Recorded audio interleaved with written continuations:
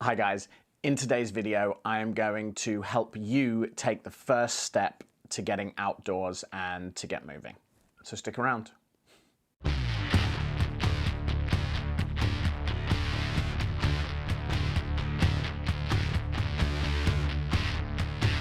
Thanks for sticking around, guys. If this is your first time joining me, welcome to Aeetos Outdoors. My name is David. This channel is all about my journey into the outdoors, whether it's hiking, backpacking, camping, canoeing, anything like that. If that sounds like it's of interest to you, then please consider subscribing. Click the button down here in the bottom left to subscribe, and click the bell icon to turn notifications on. That way you'll get notified when I post a new video. My schedule's a little erratic right now. I'm hoping for every 1 or 2 weeks, normally on a Wednesday. Right, with that out of the way, let's get into the video. So this video, as I said, is going to be all about how to take that first step to get out of your house, your apartment, wherever you live, and to get outdoors and to get moving. So this is coming from personal experience from me, and this is what works for me. I'm not saying this will work for you, but I hope it will. It's a mix of things, so hopefully it will work for you. The first step is actually taking that first step. So you need to move. You need to get up. You need to move. So walk around your neighborhood. Walk around your garden. If you have just go for a walk. Go and move. As I said, walk around your garden, walk around your neighborhood, walk around your block if you live in the city. Just go outside and walk. And that's it. Once you start moving, you will find that it's relatively easy to continue. You walk to the end of the block and then you think, oh, I'll go a little bit further, I'm feeling good, and so you walk a little bit further, or you go for just an easy beach walk and you end up doing a couple of laps or something like that. But just taking that very first step is a huge step in the right direction. So the first step is to take that first step, is to get outside and move. The second step is tracking your progress. You can use your cell phone, you can use a smartwatch, you can use something like a Fitbit or a Garmin. Incidentally, I will link to my Garmin Fenix 6X Pro Solar first look video. I'll link that up here in case you're interested. It's a great watch. I use it. I just used it today. But by tracking your progress, it gives you something. It lets you know how well you're doing, and you can almost have a little competition with yourself. I walked about 4 kilometers today, which was a relatively light beach walk for me. Maybe tomorrow I can go for 4.5 or 5, or I can see if I can do 4 again, but in a quicker pace, something like that. So by tracking your stats, it can give you a little bit of encouragement to, beat your personal best or to walk further than you have before. But if that is a motivator for you, for some people that's quite a strong motivator. For others it's not, but if you track it, you can see over the course of a week, 2 weeks, a month, a year, how well you've done, and that might actually surprise you. So track your movement. Even if you don't have a smartwatch, Fitbits are relatively cheap, I would say, and they do the job. Or if you have a cell phone, you can just use the built-in, I think it's the health app on the iPhones at least, that tracks your steps. And if you don't have any of this, just try counting your steps. That can work. Or just if you know how far away something is, then walk that and just keep a bit of an idea in your mind, or write it down, or put it in a calendar, anything like that. So step 2 is to track your progress, to track your movement. Step 3 ties in to tracking your movement, and that is to challenge yourself. So maybe in a week you say you want to walk 20 kilometers. I walked 4 today, so I'm going to need to do that another 5 times. That should be relatively feasible. Or I can go for a big day of 10, and then I've got a couple of easy days, whatever. But challenge yourself, again, if that is a motivator for you. I find it does work quite well. When I had my Fitbit, I had other friends with a Fitbit, and you can all group up and you can challenge among yourselves who does the most steps, and that can be fun. It's just little bragging rights. Fitbit also has a part of the app where you can walk a virtual trail. So you can challenge yourself to walk the distance of the Appalachian Trail or the Pacific Crest Trail, or a variety of these other trails that are included. So something like that could be fun, again, if it's a motivator for you.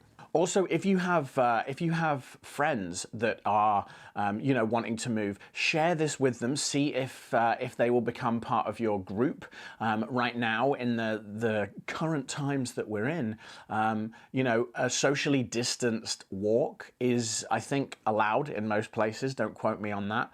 Please follow whatever your local regulations are. But going for a walk with a friend, it can distract you from the walk, because you're walking and you're chatting with your friends, and in no time you've done 5K or whatever. But also recruiting a friend to A, help keep you on course, but B, to challenge against. If they say, oh, I went out for a 5K yesterday, and you're like, I was feeling lazy and I didn't, I'll definitely go out today. You can use them to help motivate you and to help challenge you. Next up, so this is the fourth step, I guess, is to dress for what you're doing.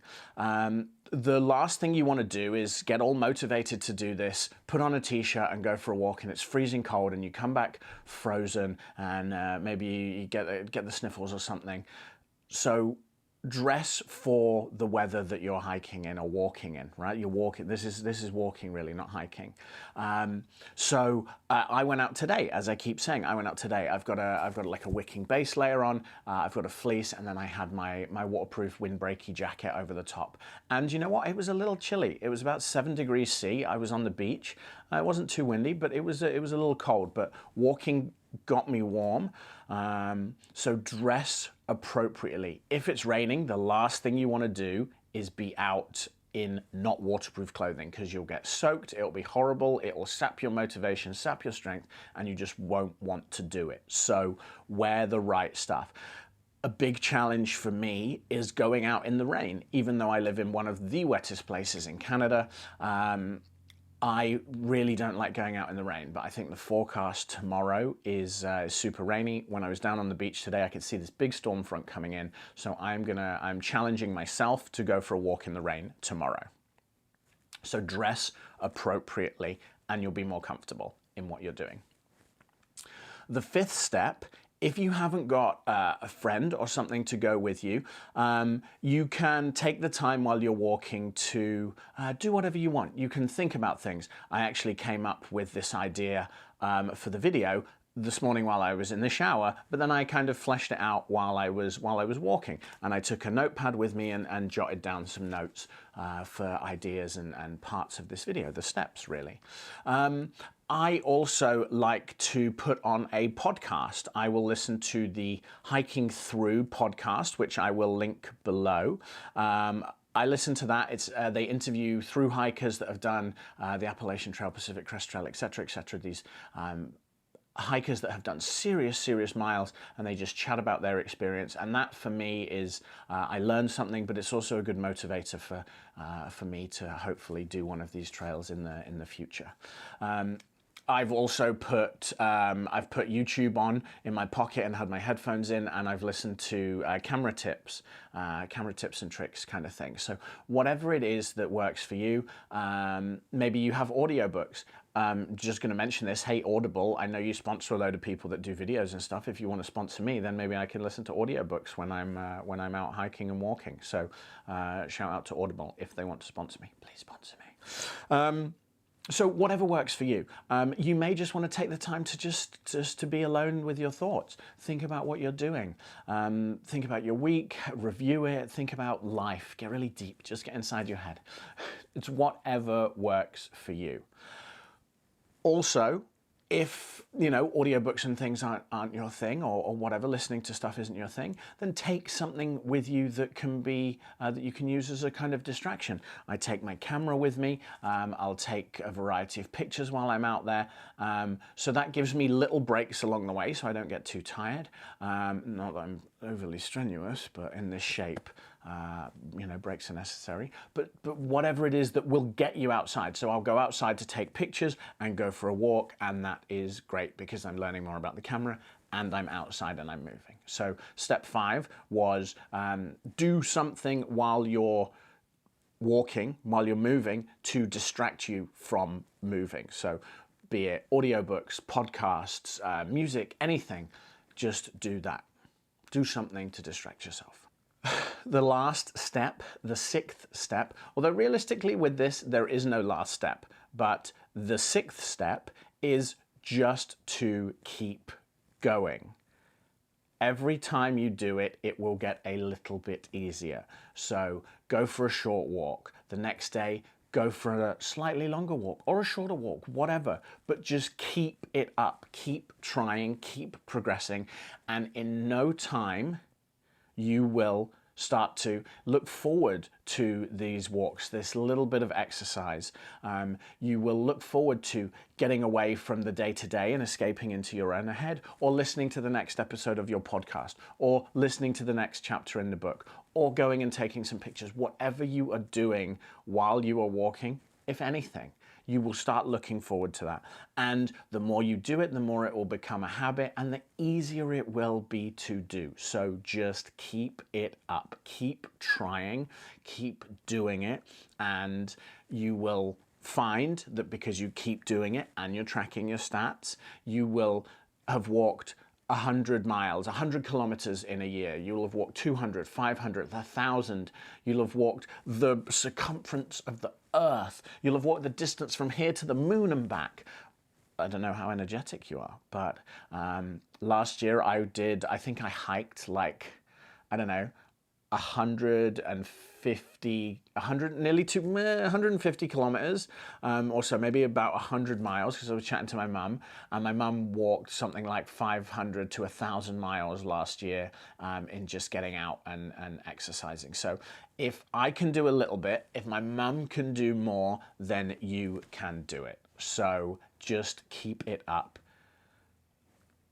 That's all I can ask. And I am setting this as a challenge to myself by putting it out here. I am holding myself accountable to do this and to start moving and to hopefully lose some of this quarantine COVID weight, whatever you want to call it, and to get moving and just to get a little bit healthier. So this is my challenge to me, but it's also my challenge to you. So that's it. Let's recap quickly. The first step is literally the first step, is just to go for a walk, go move about, walk around your garden, walk around your neighborhood, walk around your block, find somewhere nice, go to the beach, do something like that. Just get moving. Step number 2 is to track it somehow, whether it's a smartwatch, a phone, whatever it is, just track it. Step number 3 is set yourself challenges, whether they're within the tracking app you use, within your friends, or calling yourself out to the internet like this. Step number 4 was dress appropriately.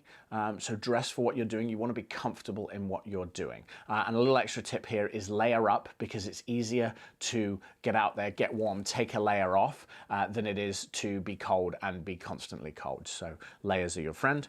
Step 5 was have some kind of distraction if you need it. Audiobooks, podcasts, music, YouTube tutorials, whatever it is, a camera, whatever it may be, have some distractions to trick you into exercising while you don't think you're exercising, or to help you learn while you are exercising.